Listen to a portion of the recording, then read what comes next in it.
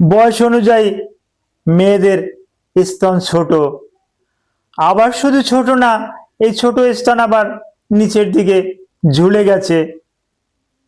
মেয়ের বিয়েই হয় নাই, বিশেষ করে মেয়ের থেকেও মেয়ের মা এটা নিয়ে বেশি টেনশনে আমাদের কাছে আসে, স্যার এ ব্যাপারে কোনো চিকিৎসা আছে কিনা। হ্যাঁ, চিকিৎসা আছে। তার হরমোনাল যদি ইমব্যালেন্স থাকে এটা আমরা চেক করে দেখি, তো কিছু হরমোনাল কিছু ড্রাগ বা কোনো খাবার এগুলা তাদের খেতে দিলে হ্যাঁ, ঝুলে যাওয়া ব্রেস্ট, ছোট ব্রেস্ট এগুলো আবার স্বাভাবিক হয়ে যায়।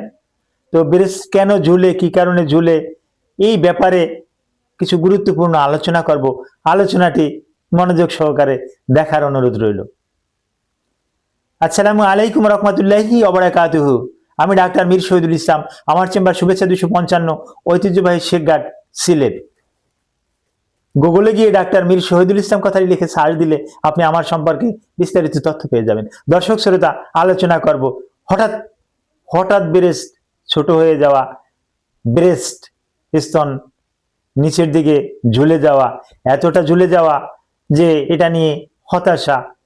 তার তো বিয়েই হয় নাই, ঝুলে গেল কেন, এতটা ঝুলবে কেন, কারণ কি? হ্যাঁ, কারণগুলো বলতেছি। প্রথমত কারণ হলো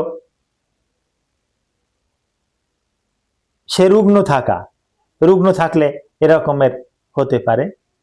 দ্বিতীয় কারণ হরমোনাল ইমব্যালেন্স, হরমোনের তারতম্য থাকলে ব্রেস্ট ছোট হতে পারে, নিচে ঝুলে যেতে পারে।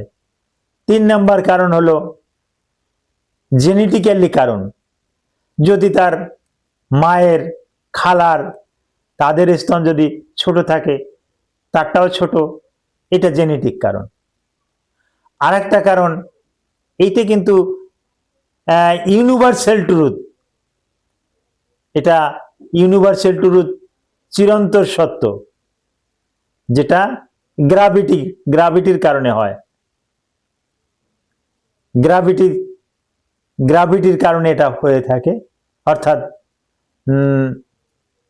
নিচের দিকে যে একটা টানে, মাধ্যাকর্ষণ শক্তি, মাধ্যাকর্ষণ জনিত ত্বরণ, মাধ্যাকর্ষণ শক্তি, এটা বিজ্ঞানের ছাত্ররা বুঝবেন। এই মাধ্যাকর্ষণ শক্তির কারণে সবকিছুই কিন্তু নিচের দিকে কিন্তু টানতে থাকে। এই নিচের টানের কারণে কিন্তু ব্রেস্টও কিন্তু নিচের দিকে আস্তে আস্তে করে ঝুলতে থাকে। তারপর আসে যে সমস্ত মায়েরা বিশেষ করে বিভিন্ন রকমের ড্রাগ খান, বিশেষ করে নেশা জাতীয় ড্রাগ, তাদের জন্য কিন্তু ব্রেস্ট ঝুলে যায়। যারা অ্যালকোহল সেবন করে তাদের ব্রেস্ট ঝুলে যায়। যারা ধূমপায়ী, চেইন স্মোকার, অনবরত ধূমপায়ী মহিলারা, তাদের কিন্তু ব্রেস্ট ঝুলে যায়।